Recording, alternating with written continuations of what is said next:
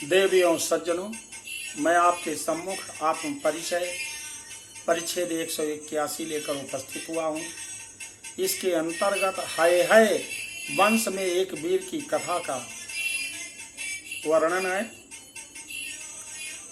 इस वीडियो को शुरू से अंत तक सुने, माता की कृपा प्राप्त होगी, संपूर्ण दुख कष्ट दूर होगा और उन्नत के मार्ग पर बढ़ेंगे तथा इस कोरोना जैसी महामारी से बचेंगे। सर्वप्रथम शंकर ध्वनि।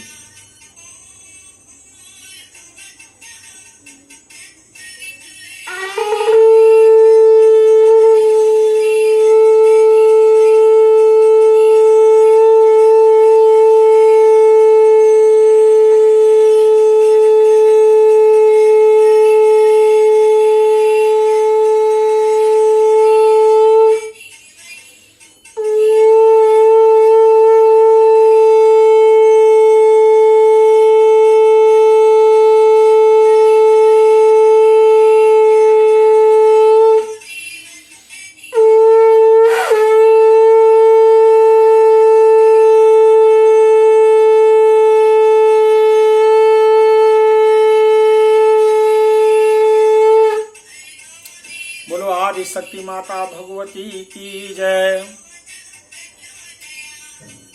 महर्षि जैमिनी कहते हैं कि हे नरोत्तम, हे राजन, सुनिए, काम क्रोध लोभ मोह और अहंकार ये चारों शत्रु मानव शरीर में सदैव ही विद्यमान रहते हैं। काम और क्रोध ईश्वर के द्वारा प्रदत्त किया हुआ है, इसे आप नियंत्रित कर सकते हैं, इसे समाप्त कर नहीं सकते। लोभ और मोह मनुष्य के द्वारा निर्मित किया हुआ है, इसे आप समाप्त कर सकते हैं। इन्हीं के प्रभाव से सत्वगुणी तपस्वी मुनिगण भी प्रभावित हो जाते हैं। फिर रजोगुणी और तमोगुणी क्षत्रियों तथा अन्य वर्णों का तो कहना ही क्या है।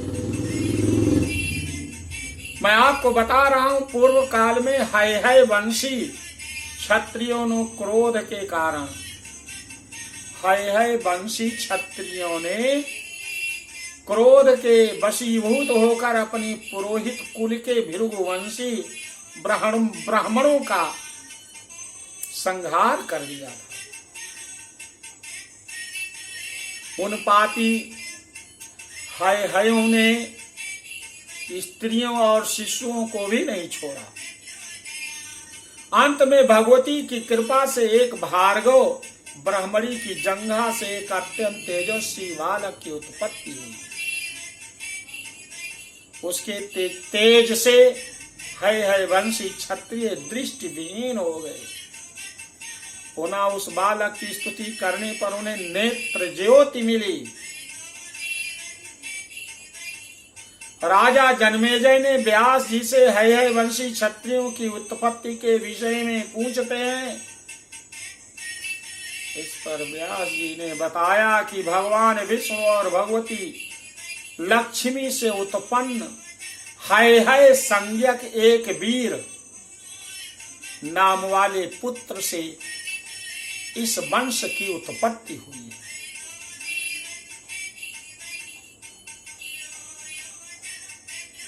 चूंकि यह स्वरूपधारी भगवान विष्णु और बड़वा रूप धारणी भगवती लक्ष्मी से इस पुत्र का जन्म हुआ, इसीलिए इस वंश का है नाम पड़ा।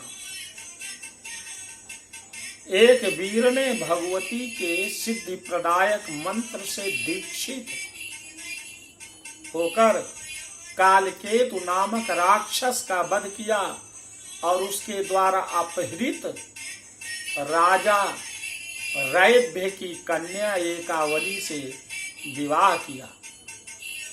उस एकावली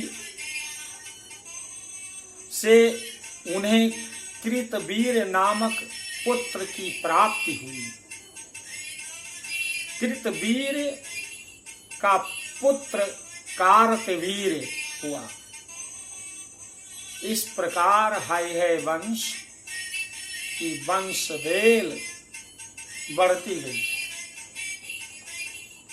इस अद्भुत आख्यान को सुनकर महाराज जन्मेजय ने कहा, हे भगवान, ये तो बड़े ही विस्मय की बात है कि भगवान विष्णु को घोड़े का रूप धारण करना पड़ा।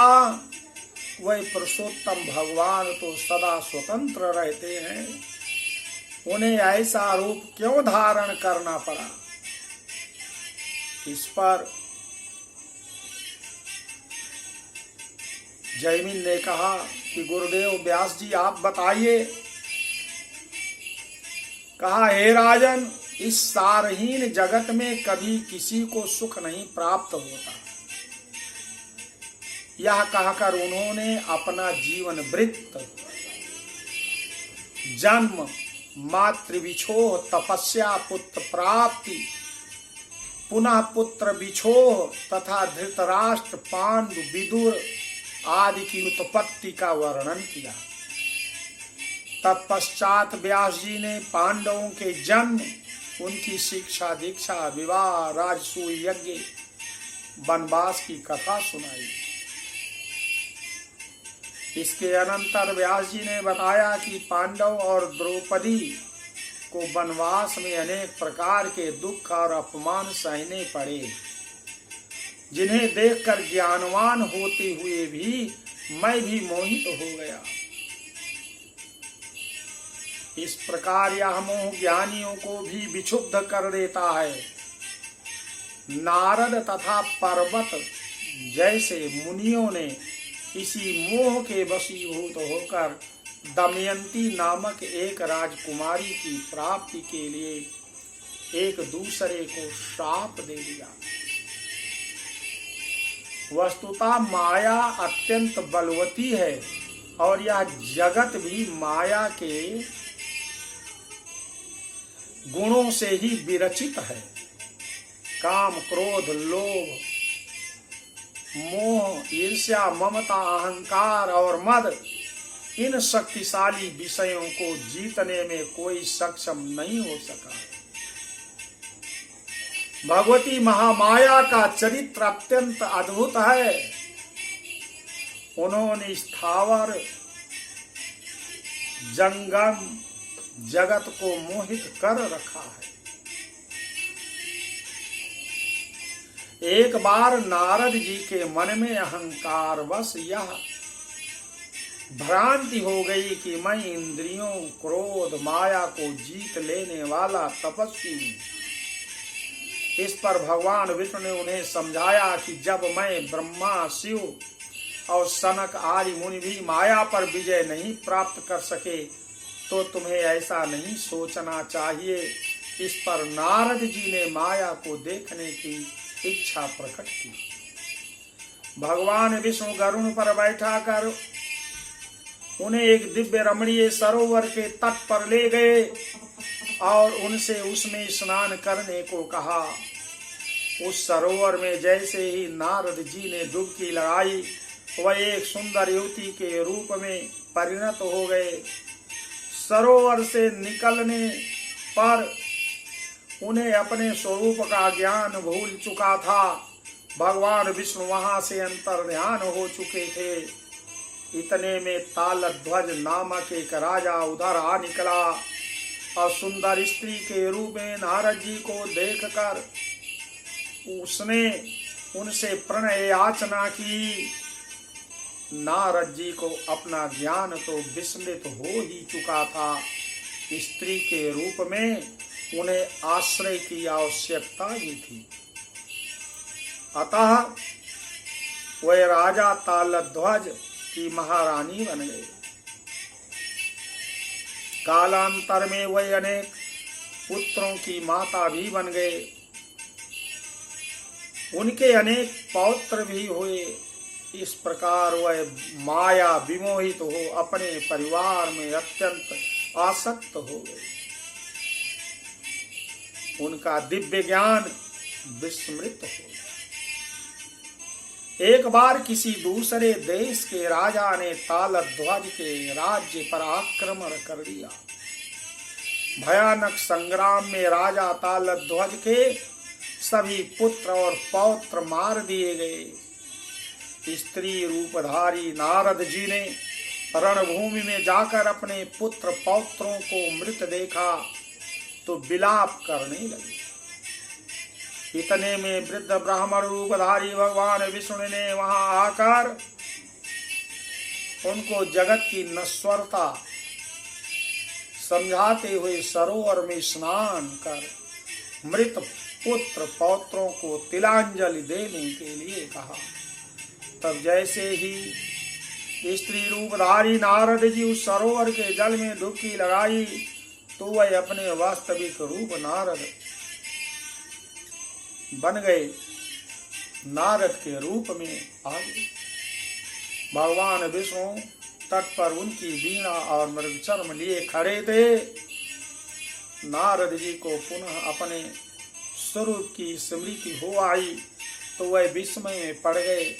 उन्हें विस्मयान्वित देखकर भगवान विष्णु ने कहा, हे नारद, यहाँ आओ, वहाँ क्या कर रहे हो?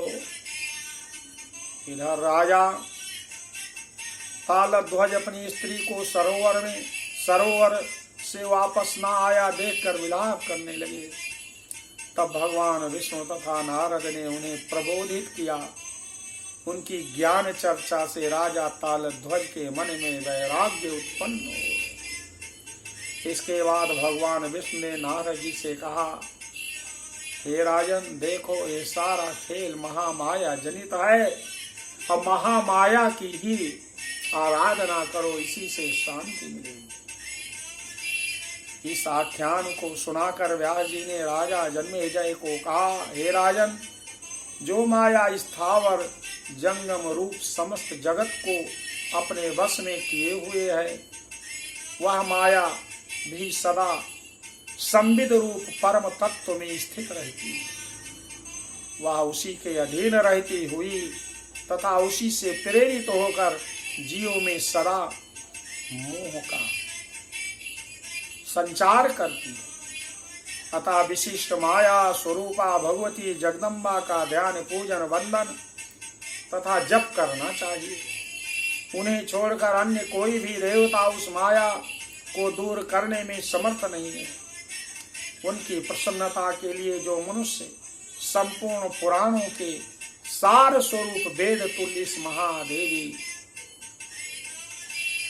भागवत पुराण को श्रद्धा भक्ति पूर्वक पाठ करता है और सुनता है, वह ऐश्वर्य संपन्न तथा ज्ञानवान हो जाता है।